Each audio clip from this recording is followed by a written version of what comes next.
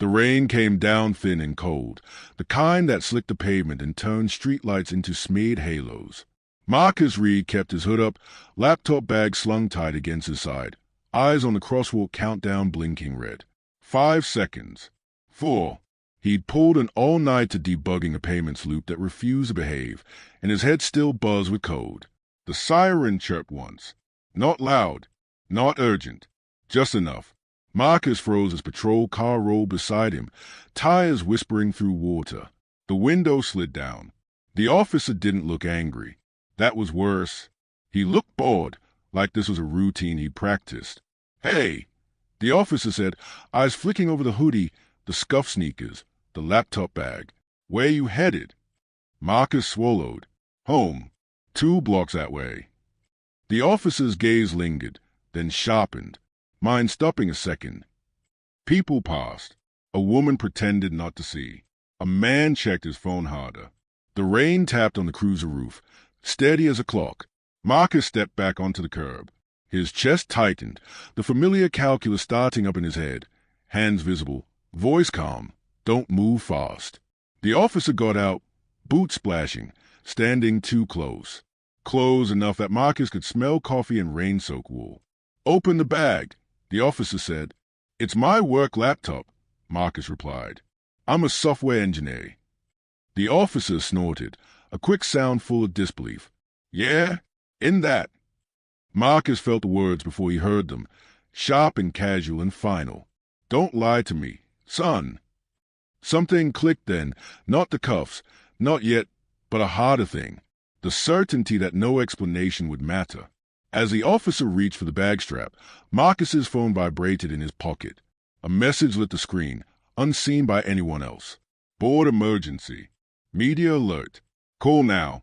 The officer's hand closed. The light turned green. And Marcus knew this moment wasn't over. It was just beginning. Marcus Reed noticed a patrol car because it slowed. Not screeched, not flashlights, just eased its speed to match his, like a shadow deciding whether to detach. The rain had thinned to mist, beating on his hoodie and darkening the cuffs. He kept walking, shoulders loose, fingers relaxed around the strap of his laptop bag. The car chirped once. "Evening," the officer said from the open window. His voice carried the calm authority Marcus had learned to fear. "Hold up a second." Marcus stopped. He turned slowly, palms open, offering compliance before it was demanded.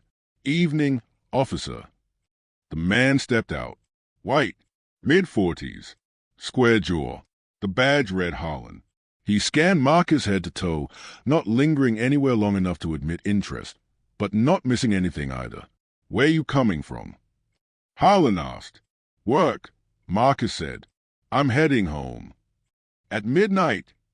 Holland's eyebrow lifted. "What kind of work?" Marcus chose his words with care. "Software engineering." Holland smiled without warmth. "Uh-huh." He nodded at the bag. "What's in there?" "My laptop." "Mind if I take a look?"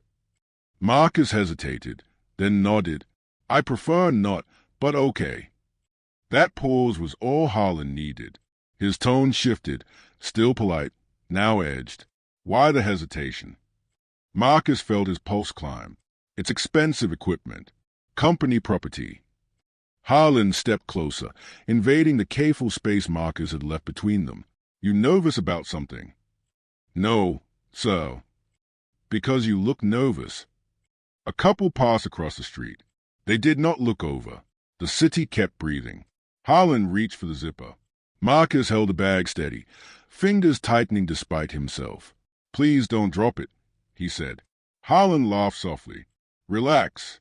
I've handled backpack before." He opened it, rifled through cables, the sleek laptop, a notebook dense with handwritten diagrams. He frowned. "This doesn't look like much," Holland said. "You telling me you're some kind of computer genius?" "I'm telling you I write code," Marcus replied. His voice stayed even. Inside, heat climbed his throat. Holland zipped the bag shut, handed it back too quickly. "You fit a description," he said. "Of what?" "Suspicious behavior." Marcus waited. The silence stretched. Holland sighed, as if burdened. Listen, there's been break-ins. Guys wearing hoodies, carrying bags. I'm doing my job." "I understand," Marcus said, though he didn't. Harlan pulled out a pad, began writing. "I'm going to note this stop. Routine." "For what reason?" Marcus asked. Harlan looked up, eyes flat. "Don't push it." The words landed heavy. Marcus nodded. He accepted the citation he didn't deserve. He watched Harlan type his name into a system that would remember longer than this street ever would. As a patrol car pulled away, Marcus stood alone under the light, rain cooling his skin. His phone vibrated in his pocket.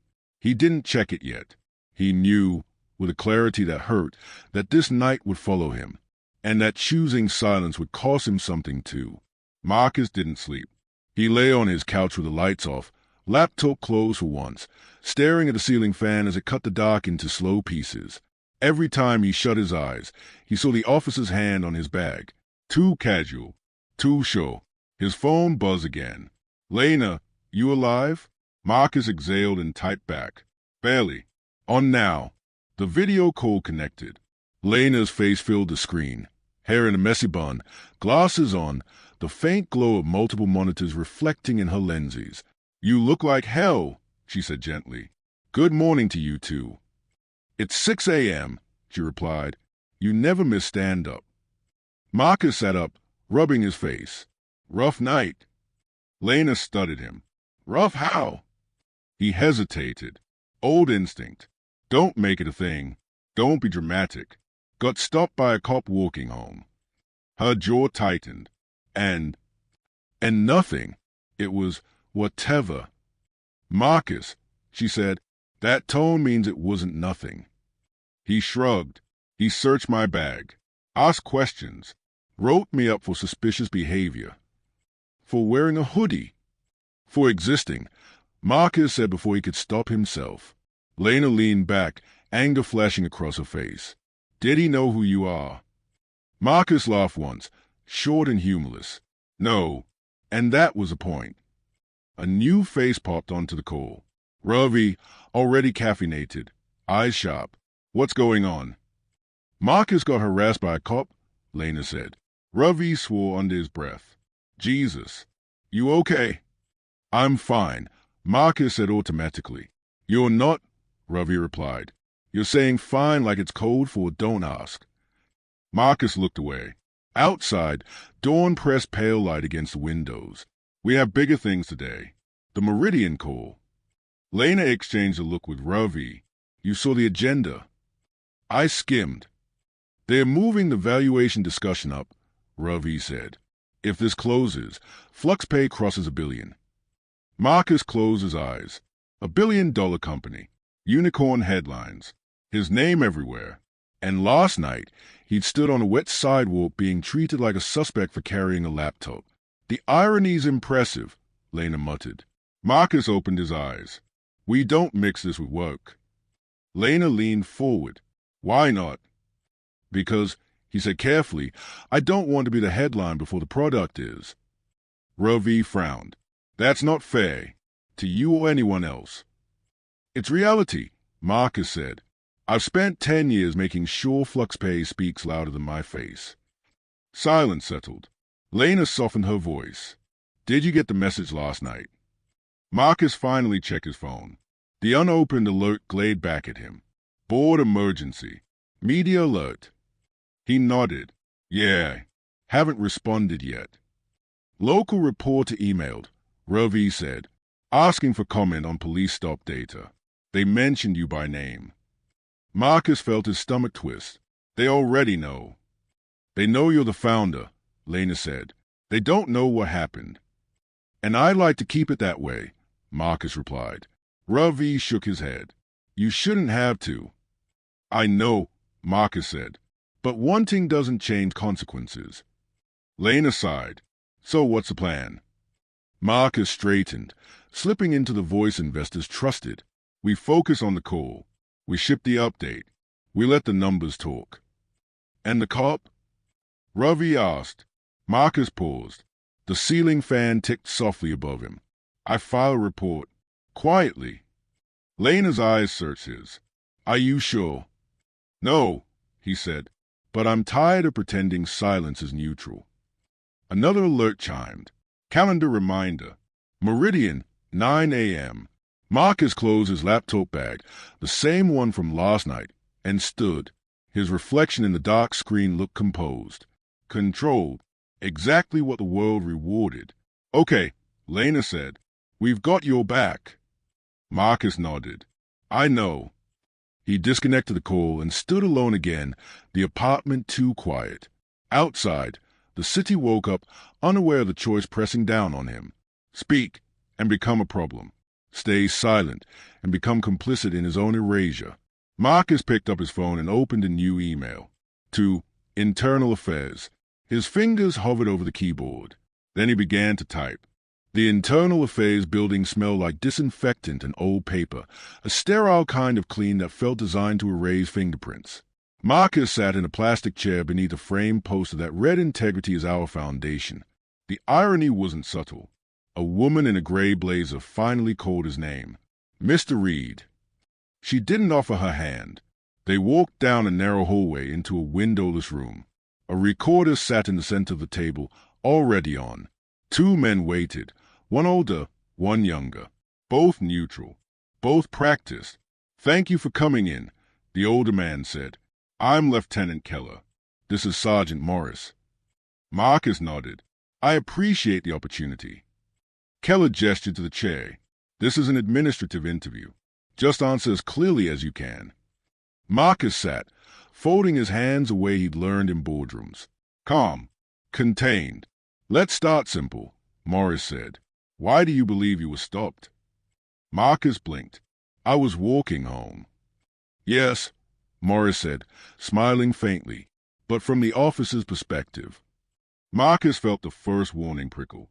I can't speak to his perspective. Only what happened. Keller interjected smoothly. Of course. Describe your attire. My hoodie? Dark gray. Jeans. Sneakers. And the bag. Laptop bag. Did you hesitate when asked to open it? Marcus met Keller's eyes. I expressed concern about the equipment. I complied. Morris scribbled something.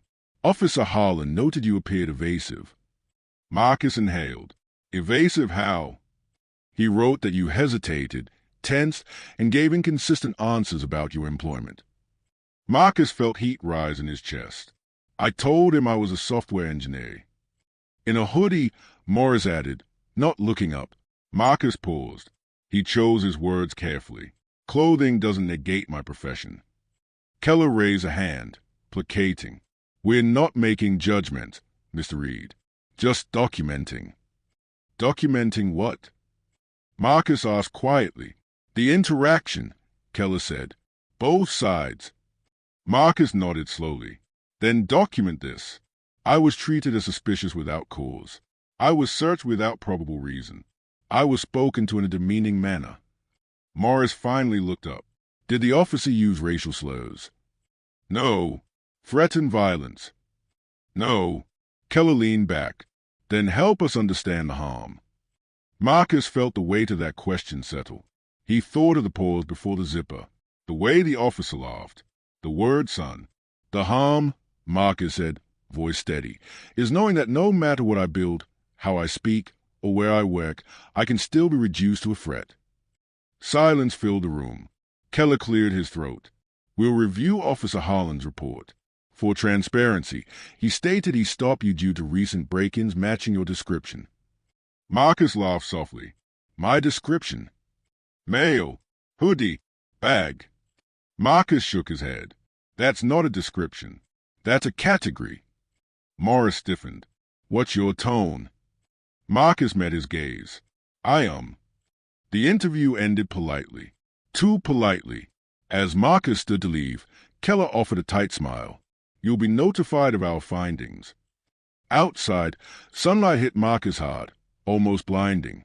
His phone buzzed before he reached his car. Unknown number. This is Officer Harlan's statement. Thought you should know. Attached, a scanned report. Marcus read it once. Then again. Subject appeared nervous. Gave unclear answers. Stop conducted professionally. Marcus closed his eyes. Across town, a journalist hit publish on an article titled, "City Police Expand Stop Program Amid Bias Concerns." Marcus's name wasn't in it yet, but he knew it was coming. The video didn't show everything. It started late, missing the first exchange, the question that had set Marcus's pulse racing. A security camera across the street caught the patrol car angling the curb, the officer's silhouette stepping into frame, Marcus standing still beneath the streetlight. From a distance, it almost looked ordinary. Almost. Someone had clipped it tight, 32 seconds. Long enough to see Harlan step too close. Long enough to see Marcus's shoulders tense. Long enough to hear laughter without context, sharp and dismissive. By noon, it had 50,000 views. By 2, it had 200,000. Turn off the comments, Lena said over the phone. Just don't read them. Marcus stared at his screen anyway. Why is he acting guilty? Cops are just doing their job. Dress like that, expect trouble. Mixing with others. This is profiling. This is exactly the problem. Why does this keep happening? Ravi knocked on Marcus's office door and stepped in without waiting. PR's freaking out. They always are, Marcus said. This is different, Ravi replied. Meridian wants reassurance. So do to other funds.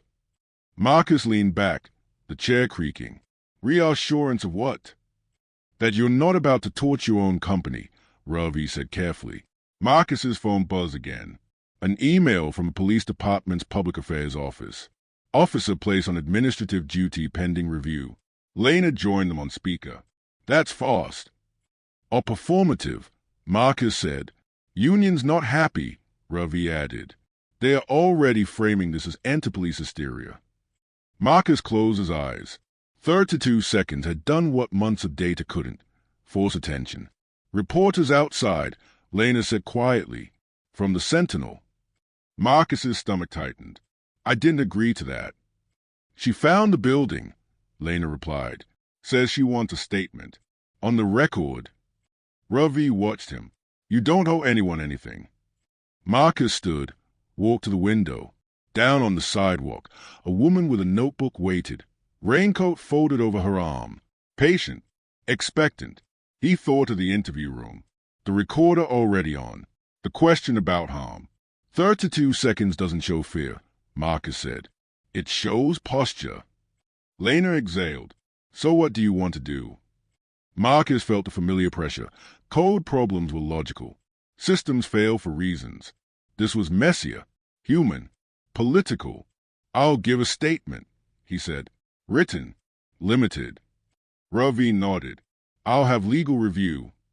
The statement went out an hour later. I was stopped without cause. I complied.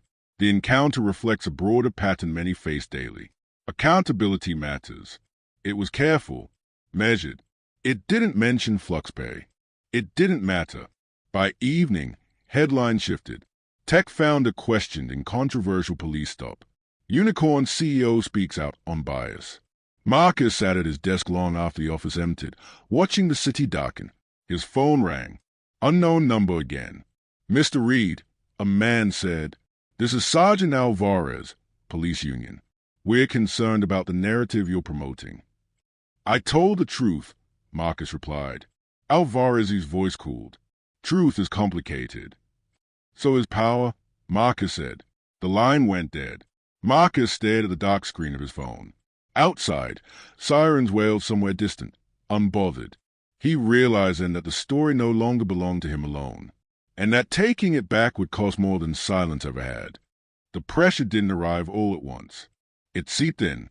It showed up in emails with careful wording and sharp undertones. We support accountability, but it showed up in calls that started warm and ended cold. It showed up in Marcus's sleep, which fractured into shallow pieces stitched together by sirens that weren't there. The police union released a statement the next morning. Recent attacks on law enforcement driven by wealthy tech elites threaten public trust. Marcus read it twice, jaw tightening. They made you the villain, Lena said quietly.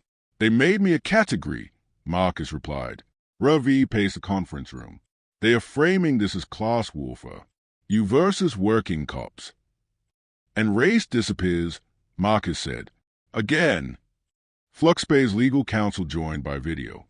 "We recommend restraint," she said. "Public escalation could invite retaliation."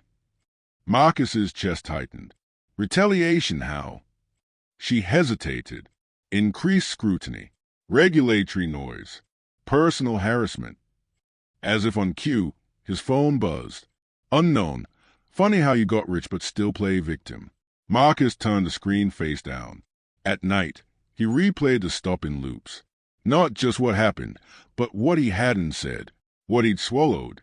The survival script he'd memorized long before FluxPay existed. He remembered his first job out of college. The security guard who asked for his badge every morning while others walked through. The manager who praised his articulation. Each moment small, accumulative. Now the city announced an internal review of stop practices. The mayor's statement was smooth, non-committal. "We take all concerns seriously." Marcus watched it on mute. "Do you regret speaking?" His mother asked over dinner, her voice gentle but worried. He paused. "I regret that it's necessary." She reached across the table, squeezed his hand. "Just be careful." Careful. The word echoed everywhere. The journalist called again. This time, Marcus answered. "What does this cost you?" she asked. He thought of the hoodie hanging by the door, the laptop bag, the weight of being watched. "It costs sleep," he said. "It costs peace. But silence costs more." The next day, an email arrived from the City Oversight Board. Public hearing scheduled. Testimony requested. Marcus closed his eyes. The pressure finally had a shape. This wasn't just about a stop in the mall. It was about who got to be believed, and who paid the price for insisting. The chamber was larger than Marcus expected, all dark wood and curved rows that made the room feel like it was leaning inward. Microphones dotted the long table like small, waiting mouths. Cameras lined the back wall. Red lights blinked on and off as crews tested sound. Marcus sat between Lena and his attorney, hands folded, spine straight. He could feel his heartbeat in his ears, steady but loud. Across the room, Officer Harlan sat in uniform, shoulders squared, flanked by a union representative. He didn't look at Marcus. The chairwoman called the hearing to order. Her voice carried authority without warmth. This session concerned patterns in discretionary police stops and a complaint filed by Mr. Marcus Reed. A city analyst spoke first. Charts appeared on a screen, bars and percentages climbing in quiet accusation. Data indicates black pedestrians are stopped at disproportionately higher rates, even when controlling for location and time. Murmurs rippled through the room. Harlan was called next. He stood, buttoned his jacket, and spoke with practiced confidence. "I acted within policy. The subject matched recent activity in the area. At no time did I act with bias." "Did the subject threaten you?" a board member asked. "No." "Resist?" "No." "Then why escalate?" another asked. Harlan hesitated, just long enough to notice. Officer safety requires discretion. When Marcus's name was called, the room seemed to still. He rose, adjusted the microphone. For a moment, he said nothing. He looked out at the faces, officials, officers, reporters. He thought of the question from Internal Affairs. "Help us understand the harm." "I build systems," Marcus began. "They work because inputs lead to predictable outputs." He paused. "But when the system treats certain people as threats by default, the output is fair." He described the stop without embellishment. The proximity, the laughter, the citation that meant nothing and everything. "I complied," he said. "I always do. Not because I'm guilty, because history teaches me compliance is survival." A board member leaned forward. "Officer Harlan says he didn't know who you were." Marcus nodded. "That's a point." Silence followed, heavy and complete. When he finished, Marcus sat down, legs trembling beneath the table. He didn't look at Harlan. He didn't need to. The room had already shifted. The findings were released on a Tuesday morning, buried under bureaucratic language that tried, and failed, to soften their weight. Pattern of conduct inconsistent with departmental standards. Inaccurate reporting. Failure to articulate reasonable suspicion. Marcus read the document slowly, line by line, sitting at his kitchen table with a mug of coffee gone cold in his hands. Officer Daniel Holland's name appeared 12 times. Each mention landed like a quiet thud. Lena called first. They're terminating him. Marcus closed his eyes. He didn't feel relief. He felt tired. And the department? Mandatory retraining. Revised stop protocols. Independent monitoring for 2 years. Paper promises, Marcus said. Still, she replied, it happened because you spoke.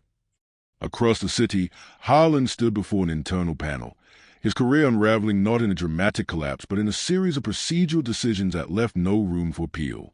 The union protested. A few officers resigned in solidarity. Most stayed silent. The news cycle churned. Officer decertified after bias stop investigation. City announces police reform measures. Marcus's inbox filled with messages, some grateful, some venomous. One read simply, "You ruined a good man's life." Marcus deleted it without responding. He drove to his mother's house that evening. She hugged him longer than usual. "You look older," she said softly. "I feel older." They sat on the porch as dusk settled. Cicadas hummed. For the first time in weeks, Marcus felt his shoulders drop. "I didn't want revenge," he said. "I wanted accountability." His mother nodded. "And now?" Marcus watched the sky darken. "Now I live with what it took." Later that night, alone again, Marcus hung his hoodie by the door. It looked the same. Ordinary. Harmless. He knew the cost hadn't ended. But neither had the impact. Flux Pay crossed the line quietly. There was no champagne spray in the office, no dramatic countdown. Just an email from Meridian with a signed attachment and a single line in bold. Post-money valuation confirmed at $1.03 billion. A unicorn. Ravi whooped loud enough to startle half the floor. Lena closed her eyes, smiling, relief washing through her. When they looked at Marcus, he nodded once, accepting the moment without ceremony. "Congratulations, Mr. CEO," Ravi said. "Guess hoodies are boardroom appropriate now." Marcus smiled faintly. "Always were." The headlines came anyway. Tech Unicorn Founder Fund Civil Rights Legal Defense Initiative. Marcus Reed launches accountability fund after police stop. The nonprofit was small at first. Seed money, partnerships with public defenders, a data team to track stop patterns away Marcus track system failures. It didn't fix everything. It wasn't meant to. At night, Marcus still woke to imagine sirens. He still calculated exits in public spaces. Success hadn't rewritten his instincts. It had just given them reach. One evening, months later, Marcus walked home again. Same street, same corner, hoodie up against the cold. A patrol car passed without slowing. Marcus breathed out, long and slow, and kept walking. He knew the system would not change overnight. But he also knew this. Exposure had consequences. Silence had costs. And resilience, practiced daily, could bend even rigid structures. At his door, Marcus paused. He touched the laptop bag strap, grounding himself in the present. Inside, code waited. Work waited. The future, imperfect, contested, real, waited too. Marcus stepped forward, carrying all of it with him. Marcus noticed it months later, in the most ordinary way. He was standing in line for coffee. Hoodie unzipped this time, laptop bag resting against his leg. The barista chatted about oat milk shortages. A couple behind him argued softly about weekend plans. Normal noise. Normal life. Then the door opened. A uniform stepped in. Marcus's shoulders tightened before his mind caught up. His pulse spiked, fast and automatic. He hated that part, the way his body remembered what his success couldn't erase. The officer glanced around, nodded once, and took a place in line. No stay. No questions. No hands drifting toward a belt. Marcus forced himself to breathe. Later that day, he watched a junior engineer give a presentation, a black kid fresh out of school, nervous but brilliant. When the meeting ended, Marcus caught the kid lingering. "Hey," Marcus said, "you did good work." The kid smiled, relief flooding his face. "Thanks. Sometimes I feel like I don't belong in rooms like that." Marcus nodded slowly. "You do. And when it feels like you don't, remember that the system isn't neutral. But neither are you." That night, Marcus walked home again. Same hoodie, same city. But this time, the weight he carried wasn't just vigilance. It was proof. Proof that exposure mattered. Proof that silence was a choice, and so was resistance. Proof that even when the system didn't bend easily, it did bend. Marcus unlocked his door and stepped inside. Tomorrow, there would be more work. And for once, that felt like hope.